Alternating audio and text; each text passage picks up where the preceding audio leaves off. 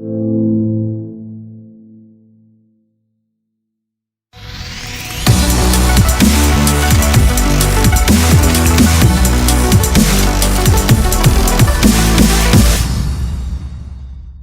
starting off here with a single leg balance, so take 1 foot forward, 1 foot back, and raise your arms up beside your head into a forward angled lunge position. Next we're going to push it through into an aeroplane balance, lengthening your waist, bringing your arms back, then returning back to that forward angled lunge. So as you push into the aeroplane, keep your chest high as you angle forward. When you return to the forward angled lunge, remember to raise your arms up high. So you're always making that effort to lengthen your waist so as to maintain that spinal extension, and also to keep the arms back whilst you're in aeroplane position and right up high beside the head whilst you're in the forward angled lunge. So if you're doing this well, you should really feel, of course, the back of the leg is going to be working the hamstrings and glute of the stabilizing leg, but also significantly the postural muscle groups up the middle of your back, but also in behind the shoulders.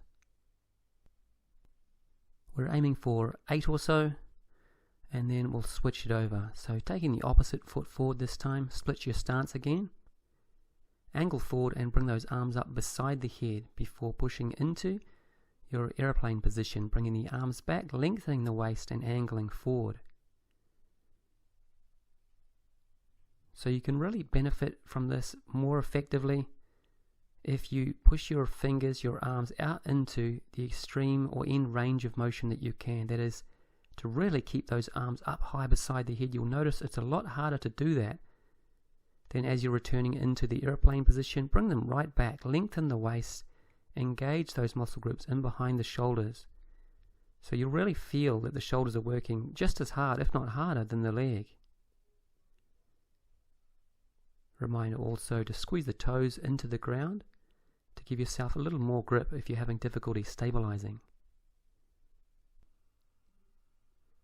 Next, we're taking it to the ground to a downward facing dog, so placing your hands on the ground there, step back to create that triangular type position with your body, and push your palms into the ground as you draw your chest toward the ground also. Whilst your pelvis elevates, you'll feel the stretch down the back of the legs, the hamstrings, through the calves as well. And we're just going to take the opportunity to spend a bit of time in this position and gain some flexibility to lengthen out those muscle groups down the back of the legs. You can do that effectively by alternating each leg, bending at the knee joint as you drive the heel down toward the ground of the straightening leg. You'll feel it right the way down the back of the leg and through the calf as well. Next, we're going to elevate one leg up and over the top to the three-legged dog, or what looks like a piddling dog, whilst keeping both hands planted initially so you feel the stretch all the way down from the armpit right the way down to the top of the hip of the elevated leg. And as you take that foot over further and increase the stretch, slowly control the descent of the foot behind you as you lift up the opposite hand so that you'll end up stabilizing on just one hand, one arm. And you'll feel, of course, the wrist, the elbow, and the shoulder working hard of that stabilizing arm.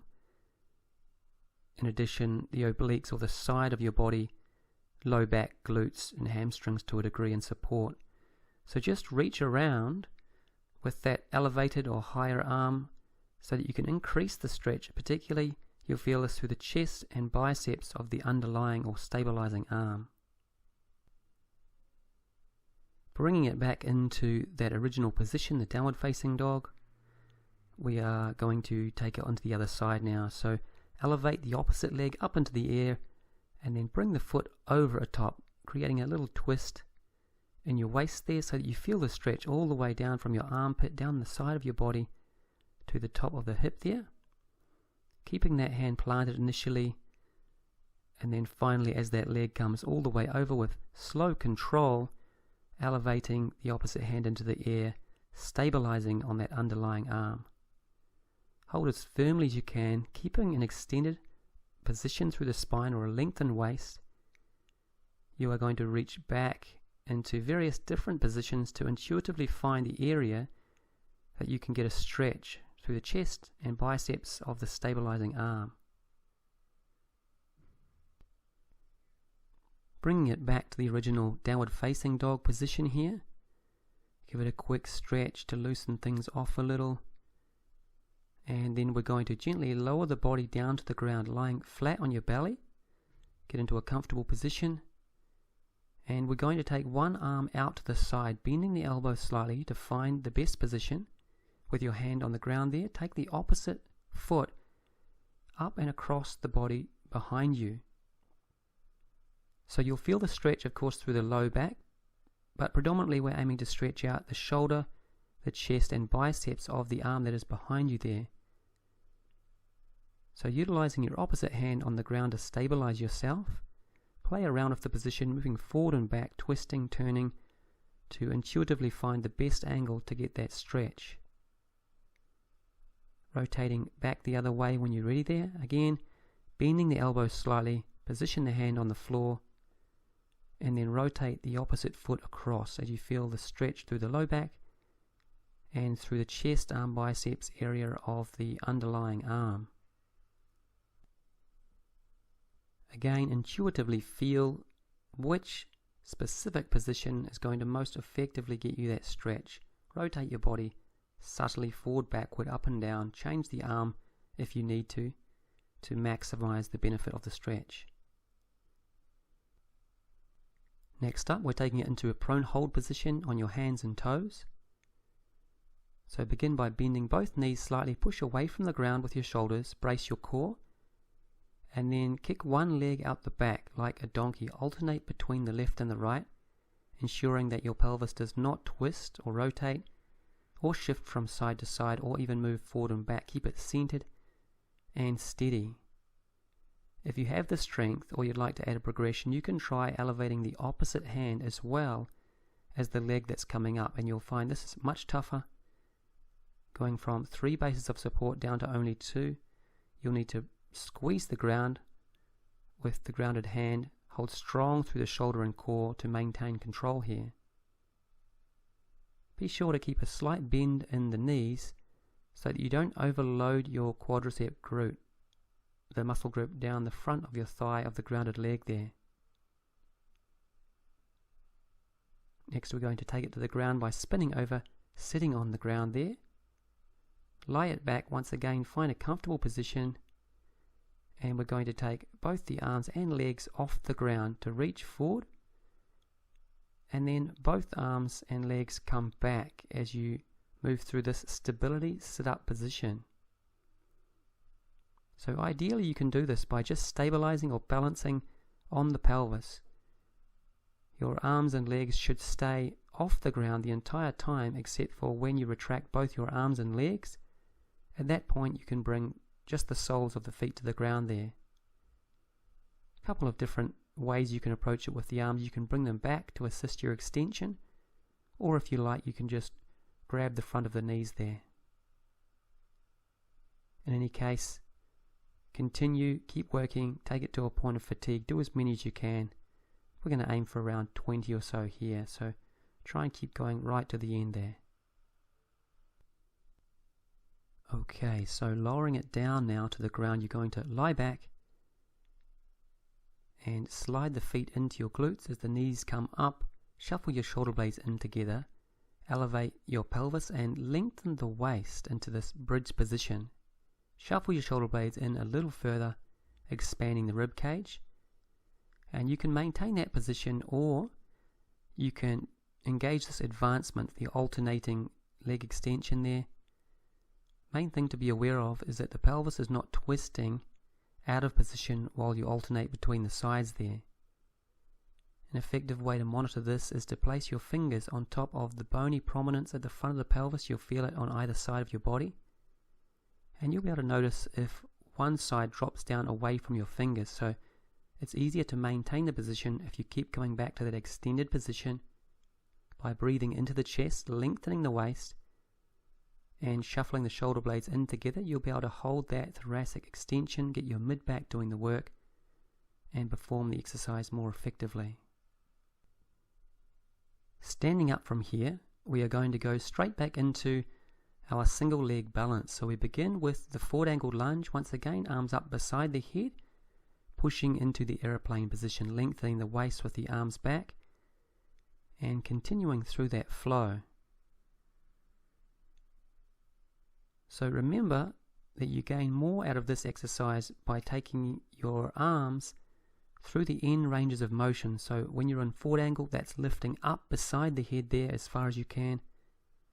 When you're in the aeroplane, it means bringing them right back, almost as if there is a puppet master above you with strings on your wrists and rear ankle, lifting them up into the sky as you lengthen the waist and extend further. Because this is the second set, we're going to do a few more, perhaps 10 or 12 even, depending on how fast you're doing this. You don't have to maintain the same speed as demonstrated here. Just go at your own pace. Switching over split stance, we begin off the other side with a forward angled lunge, again into aeroplane, lengthen the waist, and continue through that flow. Keep those arms up beside the head in forward angle. Keep them drawn back, extending through the elbows, even lengthening through the fingers so you have your forearms activated as well. Now it's very important with this one that you really do make an effort to lengthen your waist, to stretch your abs out as far as you can so that you get that mid-back engage, your spinal extensors, and take pressure away from the low back. Thereby your core can activate and you can make the leg do the work. We don't want the low back to be loading with this one. Most people have a lot of extra tension in the low back. We don't need to add to that. So finishing up there, and we're going to take it back down to the ground into the downward facing dog. And take your time to do a decent stretch here as you push through the ground with your palms. Your chest is drawing down to the ground as well as the pelvis is elevating. You feel a stretch down the back of the legs, alternating between the left and right, dropping the heel on the straightening side so that you really feel it all the way through the hamstrings and calf.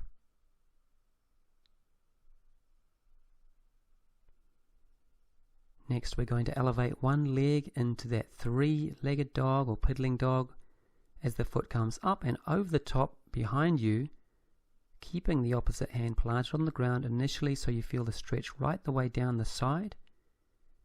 Then as you continue to go further over, finally lifting up the opposite hand, stabilizing through the grounded hand and arm into that flip dog position, reaching the opposite hand up directly vertical as you stabilize through the wrist, elbow and shoulder of the grounded arm there.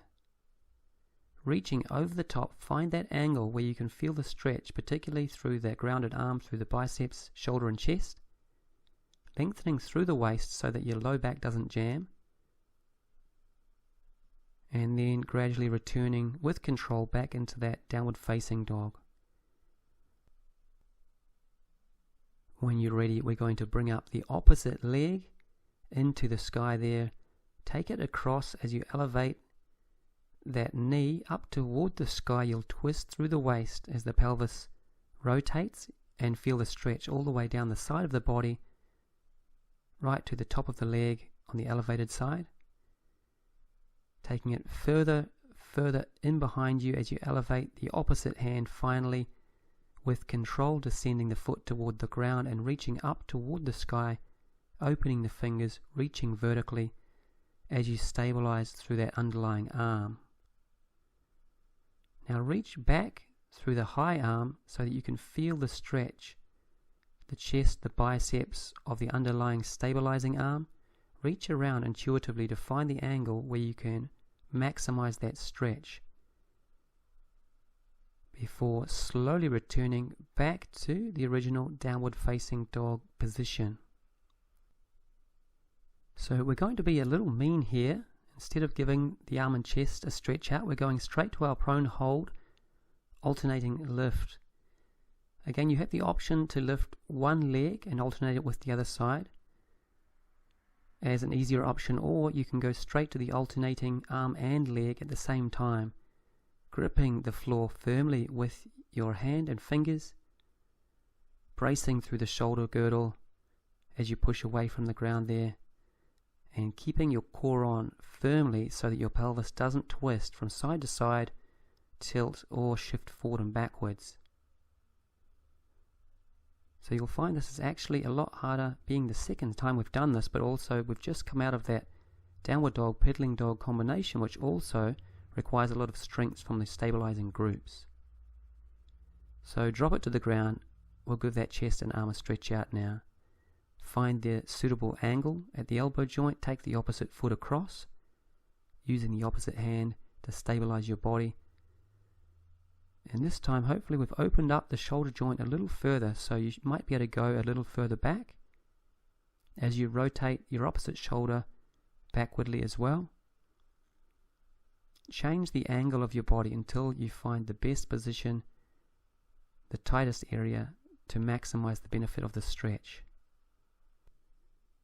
Switching over when you're ready there, again bending the elbow, placing the palm on the ground, take the opposite foot across and utilize the opposite hand with the palm on the floor there, elbow toward the sky, to stabilize but also support the rotation of your body so you can maximize the stretch.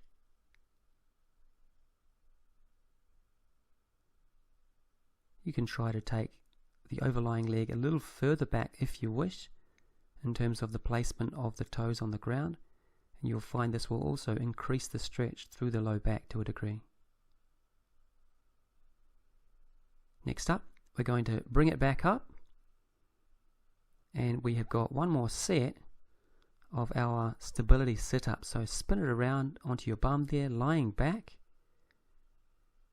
Begin with both the arms and the legs elevated off the ground, reaching forward. Then you're sitting up. So as you sit up, both the arms come back, externally rotating both of the hands around to the sides of your body. As the knees come back toward your chest, you also elevate the chest toward the sky to engage your spinal extensors to a degree as well. Option to bring both the arms back, or of course you have the option, if you find it a little easier, to just touch the front of the knees as you bring those knees back as well.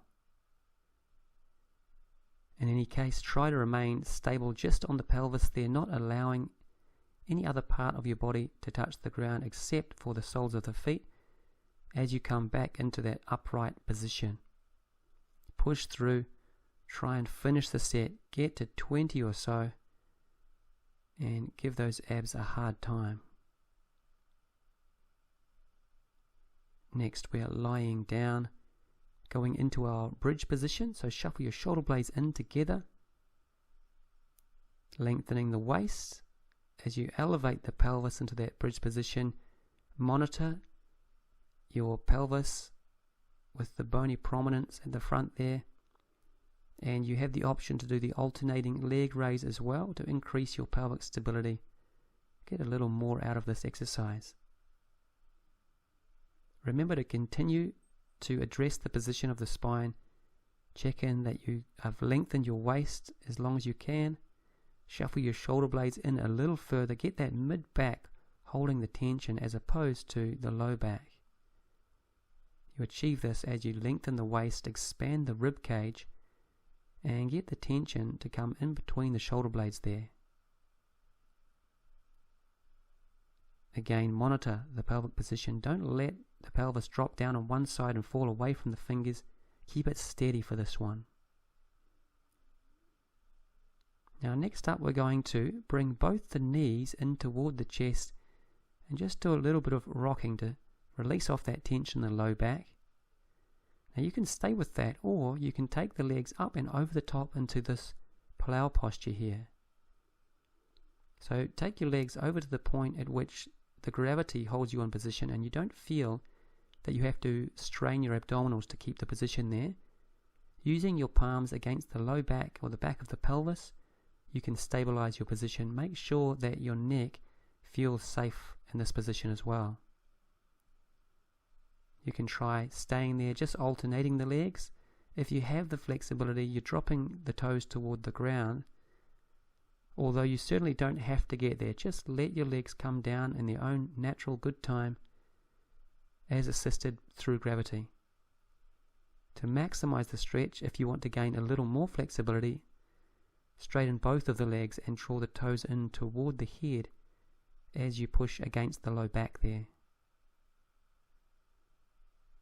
Last it out.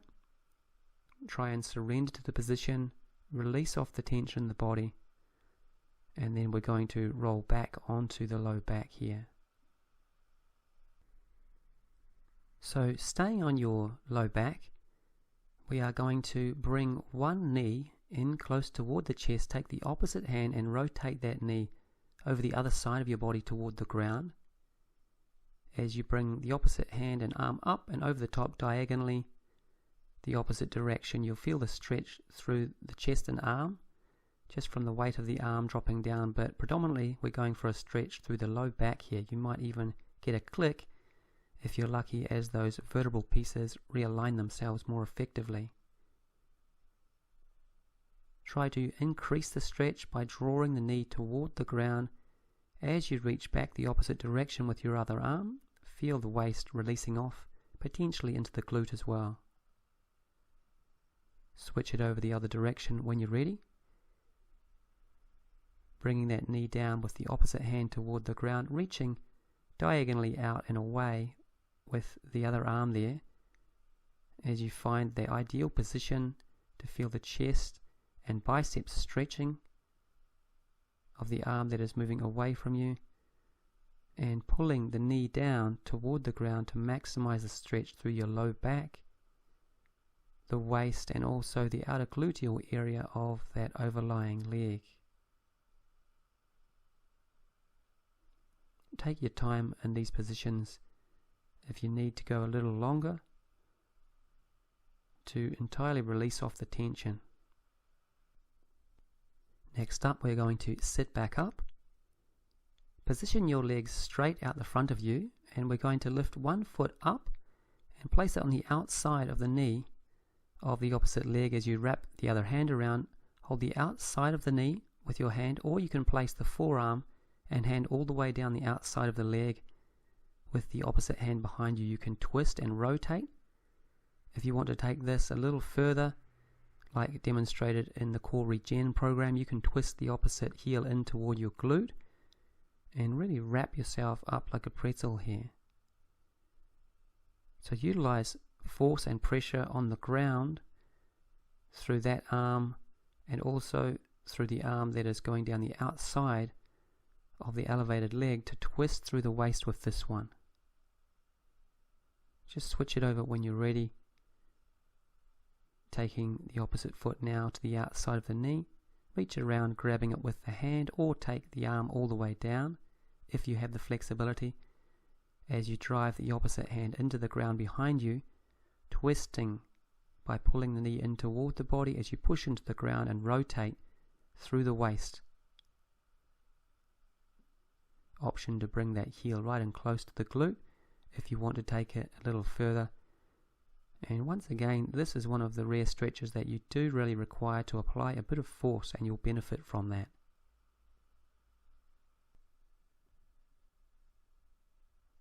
Easing off that stretch now, we're going to go back into that seated position with both the legs straight out the front. Reach forward, bend your knees slightly, and see if you can grab onto your toes. Now we're going to proceed by straightening the knees one by one as you again stretch out the back of your legs and low back as well. So you don't have to go entirely straight with your legs, you're just heading that way. But if you do have the flexibility, reach right forward, grab onto your feet, and actually pull your head down toward the knees. The closer your chest gets toward your thighs, of course, you'll get that big stretch through the back of the legs and low back as well. In this position, you can also push one foot forward, one foot back to a degree if you have both the legs straight, and ease the stretch into the low back.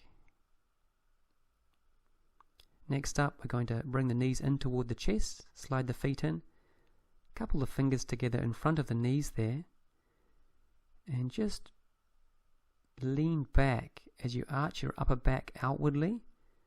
You're trying to create distance between the shoulder blades and the spine to part your shoulder blades and release off the tension through the middle of the back there. When you're ready, we're going to stand it back up now. And last stretch. One arm up and over the top with a split stance position. The hand comes down the middle of the back as you grab the elbow there. And tilt the body right the way over. We're going for that big stretch down the side of the body from the triceps at the back of the arm, all the way down through the lats and obliques down the side of the body and into the hip flexor of the rear leg here. Angle your body forward, backward, move around to find the ideal position. Before switching it over here, split stance once again. And we take out for the last stretch, the hand up and over down the middle of the back, grabbing the elbow as you tilt from one side, the opposite direction of the rear leg there. Feel that stretch right the way down from the triceps of the top arm, down through the lats and obliques, and into the hip flexor of the rear leg. Again, tilting forward, rotating forward or backward, until you can find the best position to facilitate the stretch. Alright, that should about do us for now. Good work. We'll see you next time.